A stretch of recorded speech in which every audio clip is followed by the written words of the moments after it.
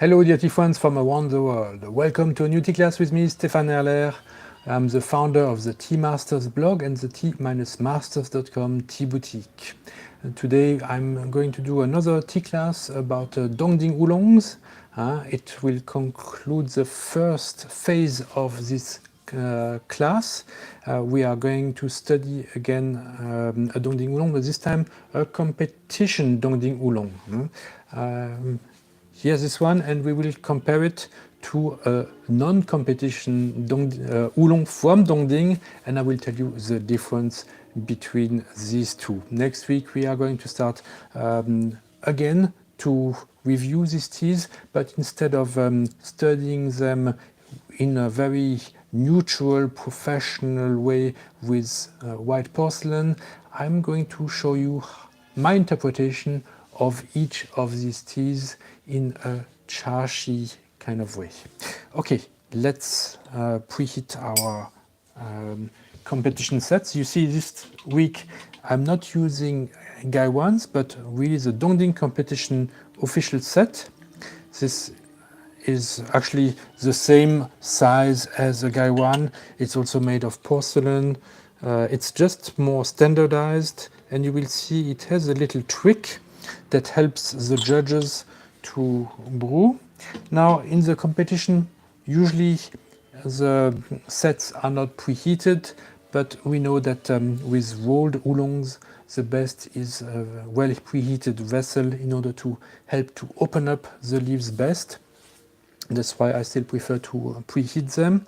And we are going to brew the spring Dongding Oolong from Yonglong that we have already reviewed. So this is a charcoal roasted Oolong from early April, and charcoal roasted that did not enter the competition. And this is Dongding competition Oolong from Shaninshi actually. And I will tell you why it's not coming from Dongding but from Shaninshi while we are brewing it. We can already look at the leaves and see some differences. Also, smell both leaves. We can already find out that the Dongding Oolong from spring is greener, lighter in color than the competition Oolong, which is darker due to the roasting. Okay, it's the cover, the lid is hot. Now you will see the little function. It's easy to brew with it because you can put it on top of this large cup. It is designed so that the knob will hold it, and so it's very easy to brew many at a time. With Guy one you need to be there, but with this you can simply let it rest on the large cup, so it is easier to brew. Now let's insert our two. A nice ling ling ling. And here also. And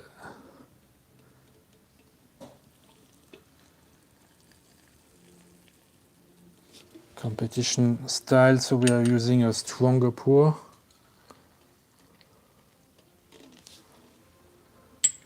Three grams and 6 minutes.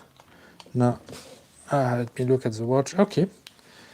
Hello, Elizabeth. Hello, Terry. Thank you very much for joining. And while we are brewing the teas, we can also preheat our cups. And let me tell you a little bit more about today's competition Dongding, which is a tea that was made for the competition because the competition is always 20 gin, 12 kilo that are submitted to the competition, there are always leftovers.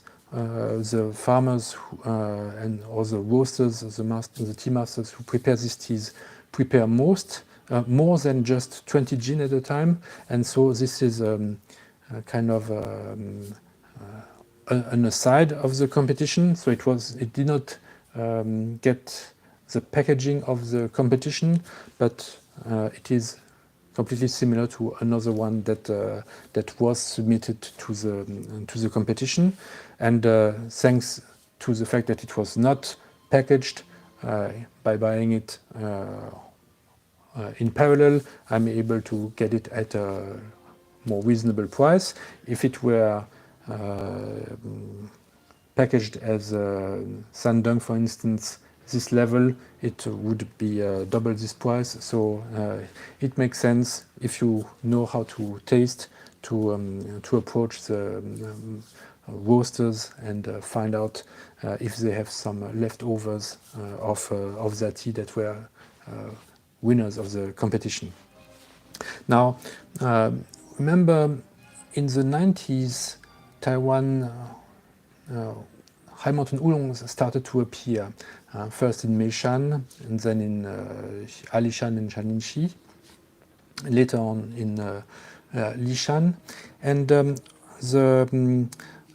while the Dongding competition started already in 1976, it also received some influence from the high mountain fed, from this new from this new taste that people liked, more freshness from the high mountains. So from 1976 until the 1990s, I would say that the Dongding competition was really about the Dongding terroir.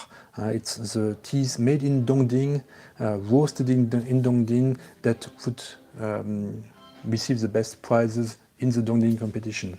However, starting mid-90s, in the year 2000s, because high mountain oolong became so popular, some Dongding participants started to roast these high mountain oolongs, and the judges liked the taste a lot because it was something new, more fresh, and they found it more appealing. Now we'll see a bit in a moment how to compare the Dongding taste roasted and the high mountain roasted taste, and that is now the standard for the competition winners. And that's why nowadays all the Dongding competition tea winners come from the high mountains, either Alishan or Shaninshi. Some farmers even claim that their tea come from Lishan, but this is a bit unlikely because the Lishan harvest happens a bit too late in the season for these teas to be ready to be transformed into and roasted for the competition. As the competition already is finished around the Duanujie Dragon Boat Festival, so it's not possible to make them from Lishan oolongs, which are harvested a bit later. You know, the higher the elevation, the later the harvest. Okay, we are approaching 6 minutes. Today I want to be, in honor of the competition, very precise, or slightly. And these are still Qingxing Oolong cultivar, in both cases, in Dongding terroir and in the high mountain. So really the only difference is the elevation and a little bit the soil. Soil is a bit different in high altitude, but it's especially this crispness and this freshness that you get during the night that is not so much the case in Dongding. Now we started with this one. So again, we use this trick. And we'll wait that the tea is empty. Now, a nice thing with these boxes from Dongding Oolong is that every year they change a bit the design, so it's easy to recognize. Now this is 2009 spring, and they will always attach the rules how they judge the tea. And here we learn that for the appearance of the leaves, they give 20% of the points. And it's not just the appearance of the dry leaves, but also the appearance of the open leaves. Then there's 10% for the color of the brew, and the brightness and the transparency of the brew. Here we can see that the Dongding Oolong, the Oolong from Dongding, has a lighter color than the competition Oolong from Shaninxi. The color should be golden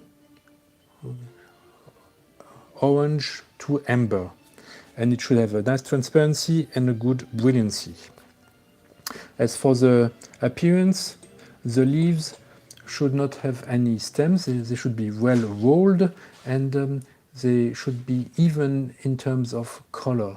So you should not have too much difference of color between the leaves. That's why for the competition, many producers even use a machine that will check and remove those leaves that are too light or too dark in color. But this is not the case for the Dongding Oolong. You will see a larger range of color in the Dongding Oolong charcoal roasted. Also maybe some stems, but not that many. Okay, so then there are still 30% of the points are given for the smell. What kind of smell do they want? Of course, they want clean, clear, fresh smells, and they want smells that last when you have finished your cup. So when you drink and empty your cup, the smell in your cup, the tea smell should remain, should be quite long-lasting. You can also get this effect on a porcelain teaspoon. The smell should remain when it's warm, but also when it gets cold. Let's see.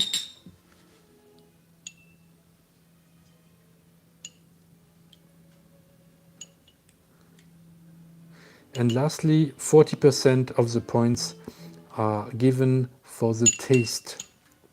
And what do they want for the taste? Of course, they don't want any defects like astringency or bitterness, but they want a nice, pleasant feeling in the mouth, on the palate, salivation, an active mouthfeel, and a long, recurring sweetness. Okay. Now we can also smell the Dongding competition.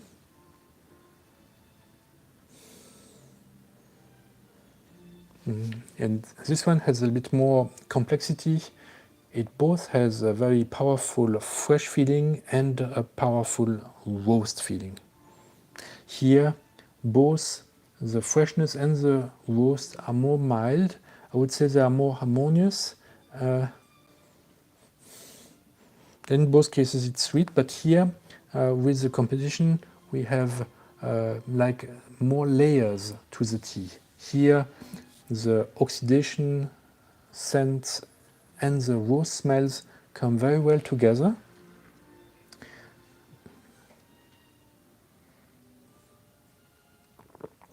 Very harmonious. A lot of unity with good sweetness, no astringency, no bitterness. And for the competition, here a bit more power. You get at first a powerful roast,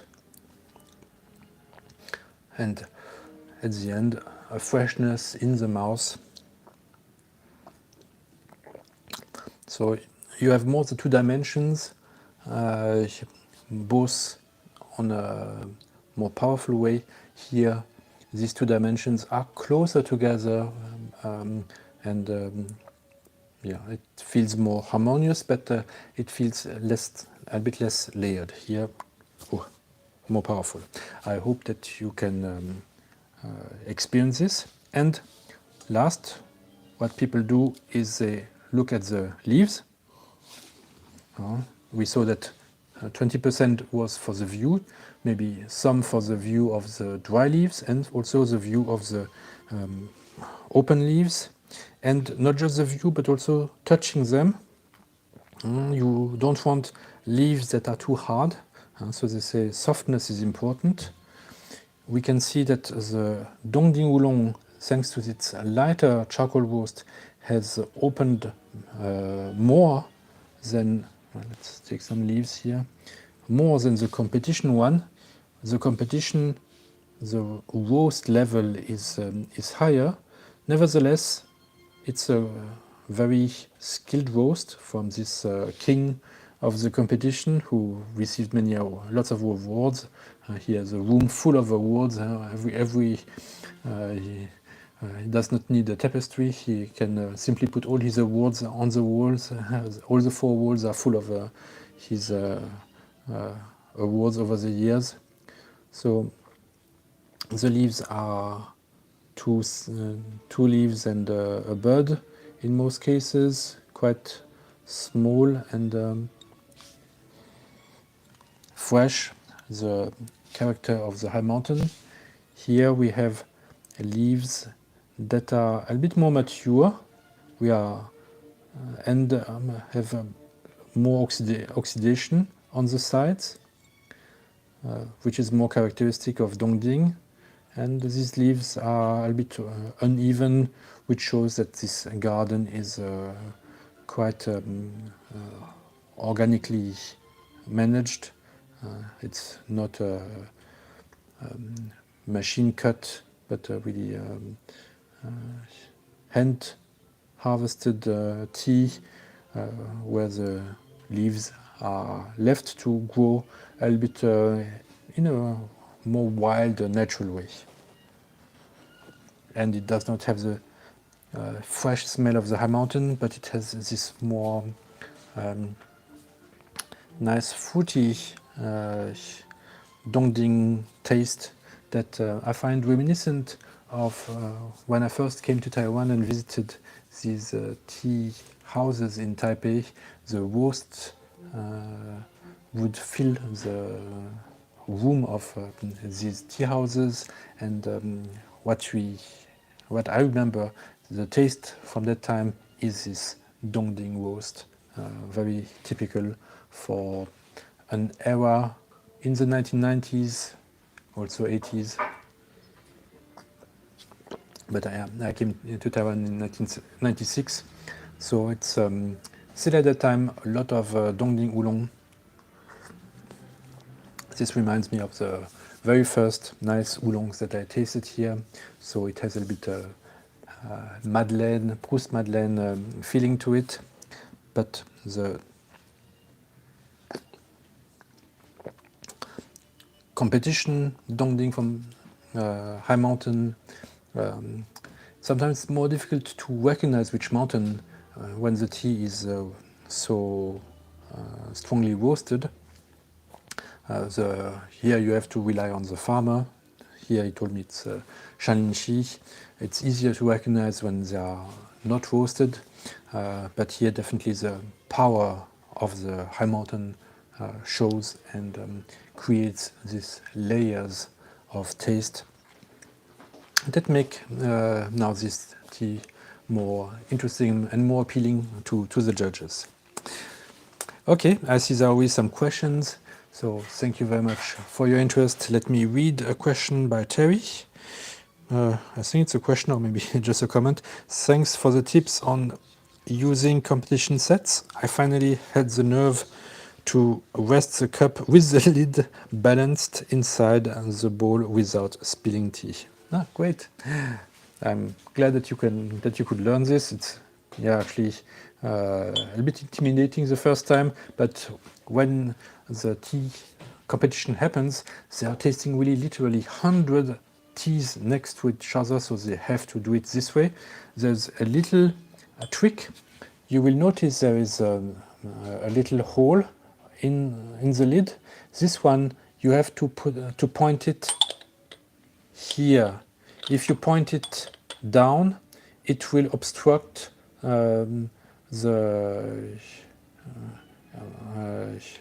the tea coming out, and it will be more difficult for the tea to come out. You want it up so that the air will come out and the tea can come out. The air can come in and then the tea can come out more easily. Elizabeth writes, thank you and happy spring for me too.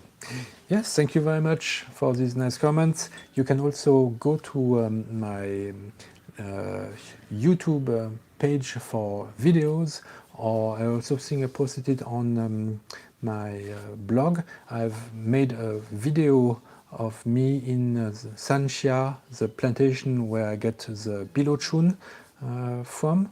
And I've made a very nice video using a newly bought drone, and I hope that these beautiful pictures of the plantation on a sunny afternoon will give you joy and will give you a bit will help you travel when you are drinking tea.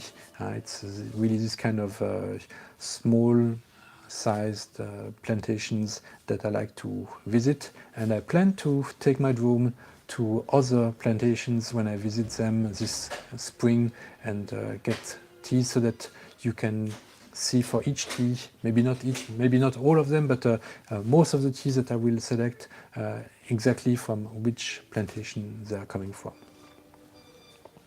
Great, thank you very much, and I wish you a very good Sunday.